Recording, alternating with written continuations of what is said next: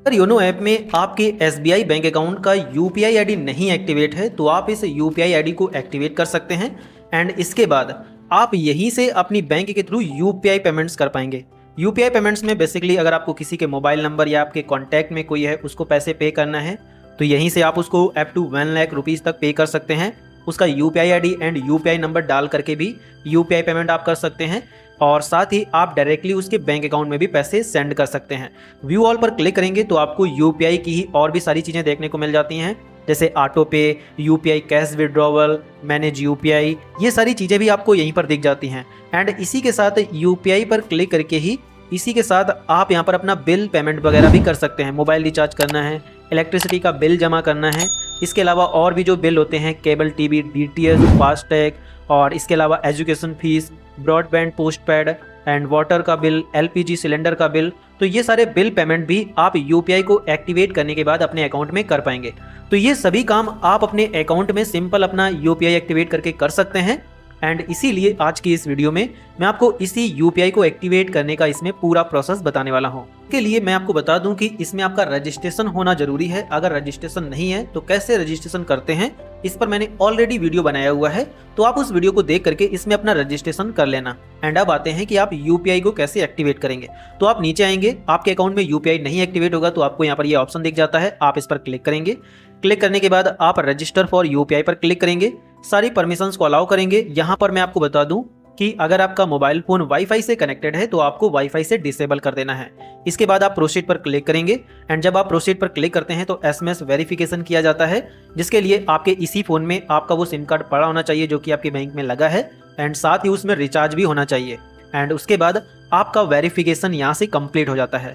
Complete होने के बाद आपके नंबर पर एक वेरिफिकेशन के लिए ओटीपी सेंड किया जाता है, तो जो भी ओटीपी आए उस ओटीपी को आपको यहाँ पर डाल देना है। जैसे ही आप ओटीपी डाल देंगे तो आपका यहाँ पर वेरिफिकेशन कंप्लीट हो जाएगा और यहाँ पर आपके सामने आपके अकाउंट आ जाएंगे। तो यहाँ पर मैं आपको बता दूं कि मैं अपनी इस बैंक को इसमें लिंक करना चाहता हूँ। बेसिकली क्या है कि मेरे इस नंबर से मेरे 2 बैंक अकाउंट ओपन है, तो वो यहाँ पर दोनों बैंक अकाउंट आ गए हैं। अब मैंने अपनी इस बैंक को अपने फ़ोन पे में भी लिंक करके रखा हुआ है, वहाँ पर भी यूपीआई पिन बना करके रखा हुआ है।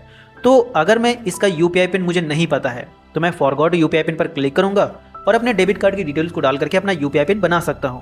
लेकिन अगर आपको पता है तो यूपीआई पिन फाउंड पर आपको क्लिक करना है, आपका पूरा सेटअप कंप्लीट हो जाएगा, बैंक लिंक हो जाएगा और जो आपका पहले यूपीआई पिन बना था उसी से आपका यहाँ पर ये चालू हो जाएगा। लेकिन मैं आपको यहाँ पर सारी चीज़ें दिखाने के लिए एक बार फॉरगॉट यूपीआई पिन भी क्लिक कर देता हूँ।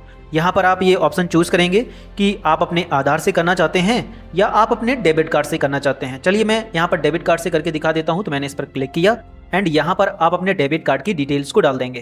तो यहाँ पर मैंने अपने कार्ड की डिटेल्स को डाल दिया है, लेकिन मेरा जो कार्ड है वो एक्सपायर हो चुका है 2026 में और अभी 2026 ही चल रहा है, तो यहाँ पर मेरा कार्ड तो काम नहीं कर रहा है। तो मैं अपना पुराने वाले यूपीआई पिन से सारी चीज़ें आपको बताऊंगा, लेकिन इसी प्रकार से आप अपना नया यूपीआई पिन बना सकते हैं जो कि मैंने आपको बता दिया है। तो मुझे अपना यूपीआई पिन पता था तो यूपीआई पिन फाउंड पर मैं क्लिक कर दूंगा और उसके बाद हमारा यही बैंक अकाउंट उसमें लिंक हो जाएगा। अब आपका जो भी यूपीआई पिन था वो आपको यूपीआई पिन यहाँ पर डाल देना है एंड यूपीआई पिन डालने के बाद जैसे ही आप सही अकाउंट पर क्लिक करते हैं तो ये वेरीफाई किया जाएगा और अगर आपका यूपीआई पिन सही होगा तो यहाँ पर वेरीफाई हो जाएगा। गलत आपने डालना होगा तो फिर से आप यहाँ पर रिट्राई पर क्लिक करेंगे और अपना फिर से यूपीआई पिन डाल देंगे और फिर से अपना यूपीआई पिन डालने के बाद जैसे ही आप सही अकाउंट पर क्लिक करोगे तो ये फिर से वेरीफाई किया जाएगा और अगर आपका यूपीआई पिन सही होगा तो ये वेरिफिकेशन कंप्लीट हो जाएगा। आपके सामने ये ऑप्शन आ जाता है कि आप अपने नंबर को यहीं पर अपने यूपीआई नंबर के साथ लिंक करना चाहते हैं या नहीं। तो करना चाहते हैं तो यस करेंगे, अदरवाइज आप यहाँ पर स्किप फॉर नाउ पर क्लिक कर देंगे। यस कर देते हैं तो नंबर पर कोई भी अगर पैसा डालेगा कहीं से भी तो आपके इसी बैंक अकाउंट में इसी ऐप के थ्रू आएगा। तो मुझे स्किप करना है तो मैंने स्किप कर दिया है एंड हमारा जो यूपीआई है वो इनेबल हो गया है। यहाँ पर आपको आपका यूपीआई आईडी दिख जाता है नंबर के साथ। इस प्रकार से आपका यूपीआई एक्टिवेट हो जाता है। इसके बाद आप जो कुछ भी करना चाहते हैं कर सकते हैं।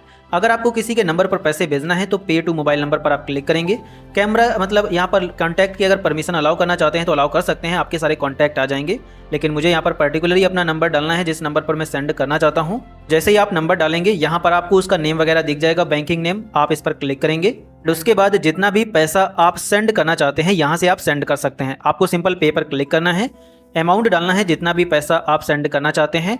अमाउंट डालने के बाद आप यहाँ पर पे पर क्लिक करेंगे और जैसे ही आप पे पर क्लिक करते हैं उसके बाद आप अपना यूपीआई पिन डाल देंगे एंड यूपीआई पिन डालने के बाद जैसे ही आप सही अकाउंट पर क्लिक करते हैं देन आपकी जो पेमेंट है वो कंप्लीट हो जाएगी। मेरी यहाँ पर पेमेंट इसलिए फेल हो गई है क्योंकि मैं अपने ही अकाउंट में पैसे ट्रांसफ़र कर रहा था। आप किसी दूसरे के अकाउंट में पैसे भेजेंगे तो आपका यहाँ पर पेमेंट हो जाएगा।